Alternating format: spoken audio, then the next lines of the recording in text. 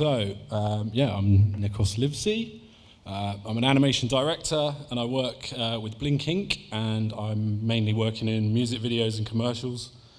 This is some of my work. It's mainly I like to experiment with different mediums and techniques within 2D animation and stop motion. I've made things that was mentioned at clay, ice and sugar, jelly, and embroidery, which is what I'm going to be talking about today. So the project I'll be explaining about is the World Cup promo for the BBC, the tapestry. That's one of the large tapestries done by the London Embroidery Studio, just around the corner. So it's a fully embroidered animation, so every frame in this film is embroidered, stitched out on embroidery machines, bar the intro and outro, which is live action. So I'm going to show the film, then I'm going to chat through a bit about the process, as well as sort of the scripts and how things were developed very front on. Check it out.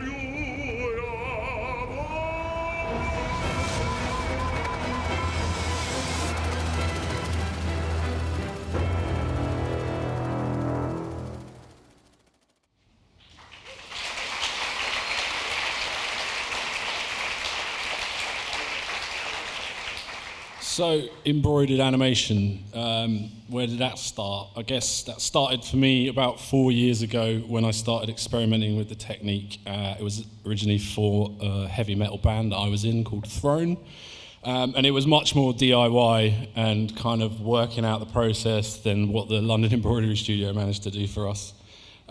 So that time I worked out how to use the machines by myself and process the images so that the machines could read them.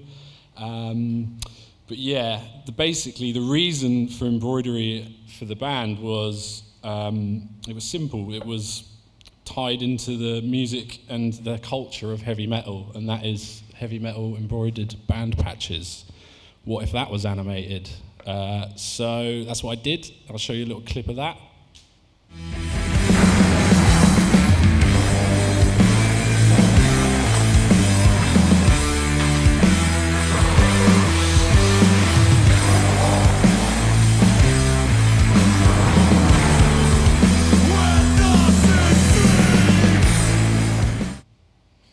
So that was, in comparison to it, you can see it's one stitch setting, one stitch density, so the tightness of the thread, and that's all I learned how to use in the embroidery software. So I just rattled that out for every single frame.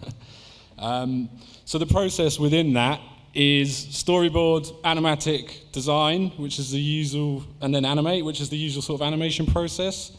And then you go to digitize all those frames, which is tracing every frame in an embroidery software so that the embroidery machines can read it, and then you stitch it out, shoot every single frame, and then edit it together. So the music video was 3,000 frames, and this one was about 600, but in a much tighter time frame. And with most of these processes blending together, because even though it was a long job, which is about 6 months, it was still pretty tight. So when the BBC approached me with their concept, I read embroidery and it was a bit like, oh, goddamn, this is going to be pretty brutal. So I was immediately looking for a reason, why use this process? Why does it tie in to whatever they're thinking? Is it a process for process sake? Well, it wasn't. The opening line was, throughout history, societies have recorded important events in tapestry. Russia is no exception. We want to create an animated tapestry of the history of the World Cup. We'll start with a live action shot of an embroidery machine rattling away, seamlessly go to an animated tapestry, and then back out to reveal the main tapestry that's created. So I was like, well, sounds pretty good. I'm up for that. So originally, it was going to be a bit more of a sort of straight up kind of football edit. We would have access to the BBC archive, and then we kind of rotoscope each frame, create a style. So rotoscoping is like trace every single frame of real football footage, stylize it, digitize it, embroider it. So that was a cool idea, and we were sort of thinking about how we're going to tie the moments together, make it a bit more exciting, and it just seemed a little bit of a shame to basically be animating every frame, but limited to just tracing it. So then we sort of had a chat about, well, if we're in the world of animation, why don't we just go full whack and take it a bit more otherworldly, let's mess with the camera. So we came up with a method of, let's start on a really iconic broadcast sort of composition, and then take the camera and twist it, fling it around. That way we can transition in between things. And like I said, you can then take it off into space and go out into the ocean and do all sorts of things rather than just goals. So that's where we went. Sat down and wrote the script with the guys, and we'd sit and have wonderful meetings, and I'd be showing loads of football that I don't know anything about. I think I lasted 4 hours before these guys realised this guy doesn't know anything about football. Yeah, we were trying to get in there, not just football, it was about the emotion, it was about the fans. The World Cup is a huge world event, obviously, so it was the atmosphere and the ups and the downs of everyone. So as we're scripting that, we were also developing designs and researching design and doing animatics and storyboards. So this is what I do. I just draw these really funny, silly drawings of football. So this is the Zidane header in 1998. Sounds like I know what I'm saying, but I don't really. And then this is another take on that, where I was sort of trying to get more Russian-influenced design into it, but maybe that was going to get a bit complex. So then, this just simply hashing out ideas while we're kind of in a room, and then we'd cut things out and change ideas. Other footballers wouldn't get in. This is the moment where we transition into the Vikings, so the Icelandic team come in. Originally there was Paul the Octopus in it, who predicted the 2010 goals, all the goals in the games. So originally he was spinning around into a whirlpool, but eventually got replaced by Mario Götze, and then that was the transition that you see in the final thing. And again, so this is a good sort of example of, this is the opening shot, so we take the exact kind of composition that was in the broadcast footage, and then try and mess with the camera. So I do these funny little thumbnails, and then we get someone who knows what they're doing, draw them all up in a much more cinematic, kind of client-friendly way. And the same with all the rest of the film. So we're just ripping apart ideas, chucking things around. It's a really sort of free-flowing, collaborative process. It was great. So yeah, there's some of the boards. And then you basically end up with an animatics. I'll show a little clip if you don't know what an animatic is. Basically just a moving storyboard. Очи черные, очень страстные и прекрасные. Боюсь я вас, знать увидел вас, я не в добрый час. Очи черные, очень добрый час. So there you go. You see, it's totally different styles of storyboards. Everyone's chucking things in, we're ripping parts out. So then we're on to design. While that is all happening, we're briefing in designers, and we're obviously looking clearly at nice Soviet kind of style, Russian kind of vibes, with big sort of bold graphics, and we especially like the way they sort of split screen, like that top left thing. They can achieve a lot of narrative and emotion within one frame. So we wanted to try and get some of that into it. And I was also looking at, Russian sculpture and architecture, and then I stumbled sort of upon Russian mosaics, which kind of blew my mind and were the key influence for the way the players were designed. It was just the clever way in that top right one, the arms, they have a really amazing way of using certain colours and just staggering them down. And using concentric shading that I thought would look really awesome in embroidery from my vague experience in it.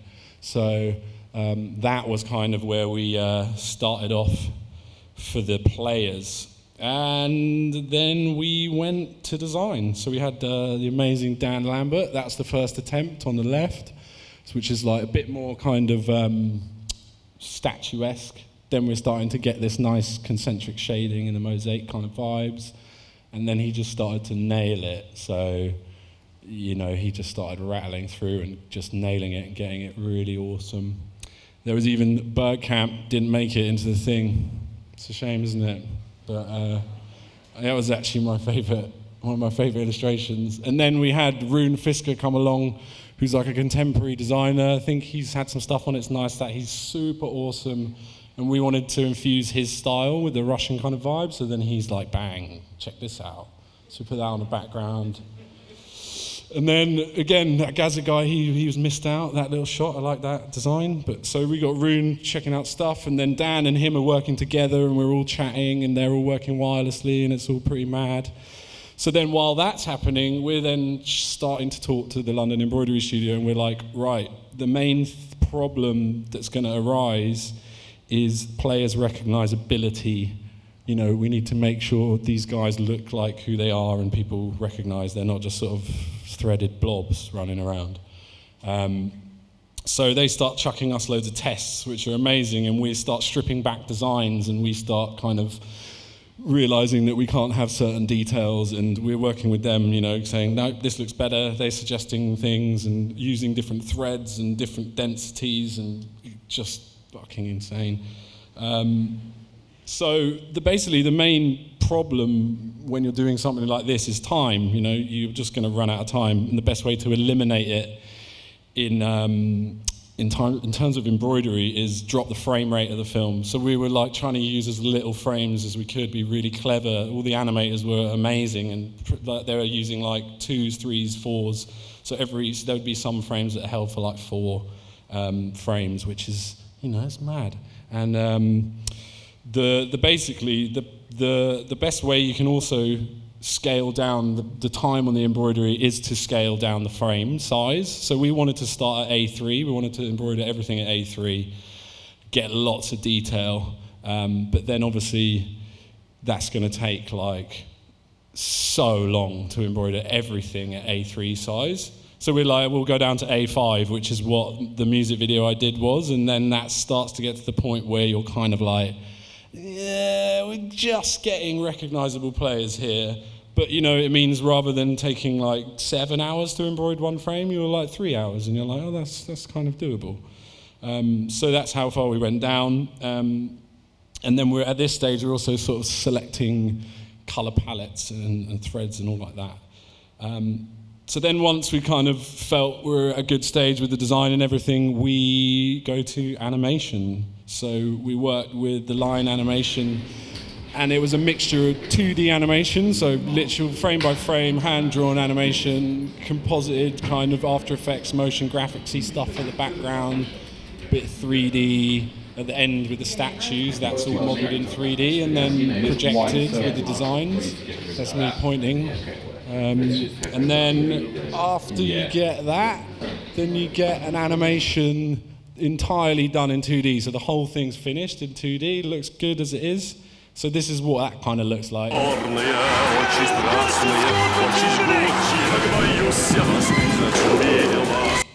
Little short clip, because I know I don't have much time. So, you know, that looks great as it is. And then we take that over to the London Embroidery Studio, who painstakingly trace every frame in embroidery software. Every single frame. So like, look at that. I pressed a button when I did the music video, I pressed one button and it was like auto.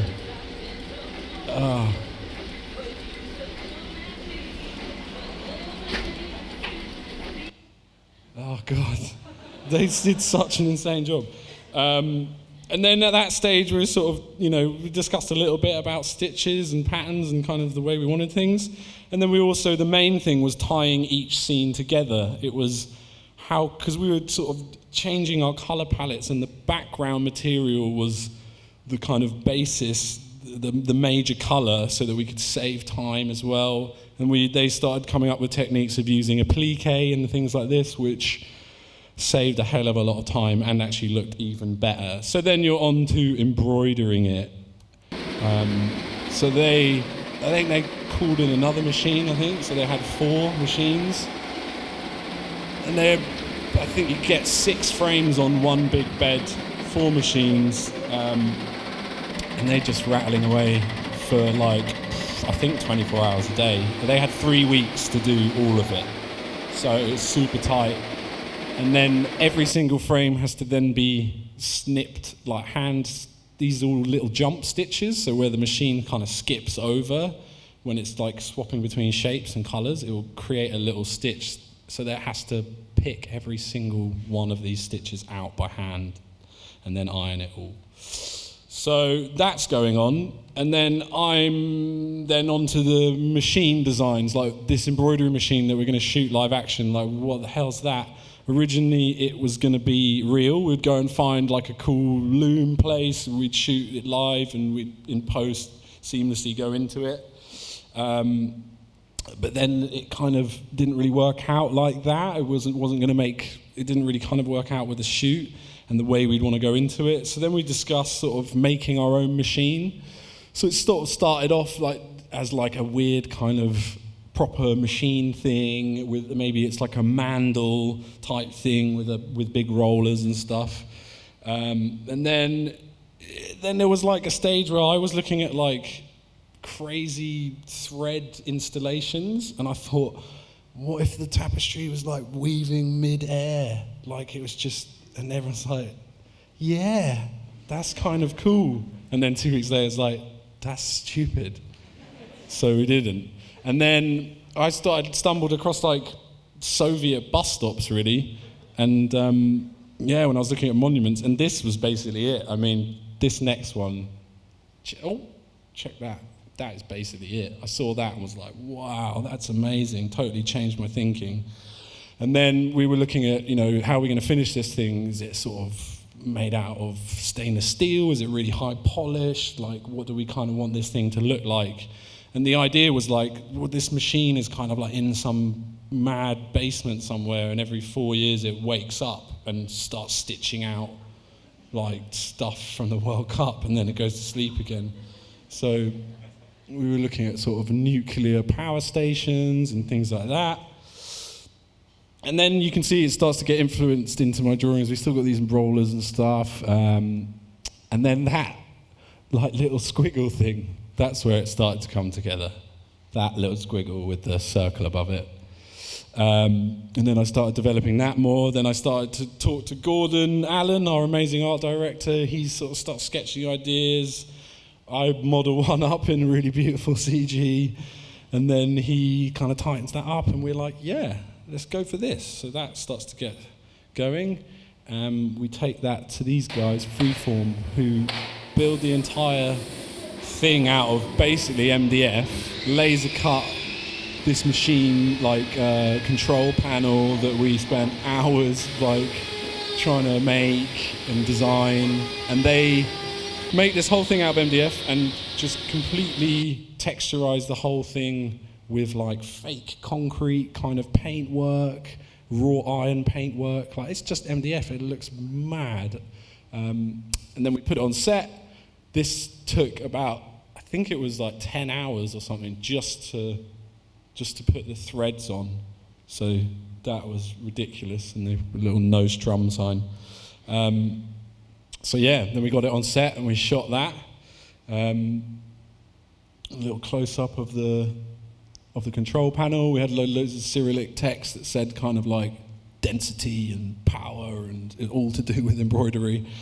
And that's what it looked like. It's a sort of kind of weird James Bond kind of Star Wars-y type thing. And then we made one of these as well. Gordon racked up this thing, which we learnt was eventually it's called a creel. It's called a creel. We put loads of bobbins on something like that. Many hours of rigging that up, and then we shot everything. And we shot that. Cut. So I had a few goes at that until the bobbins ran out. And then the animation frames start coming in from the London embroidery studio.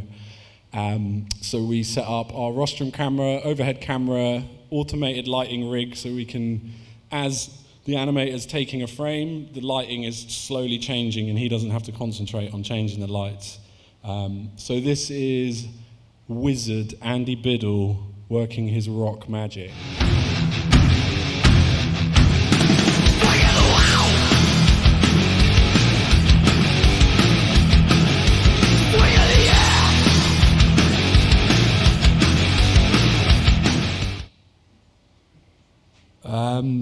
And then finally, you go to Abbey Road Studios with an opera singer, Sir John Tomlinson, and you record this.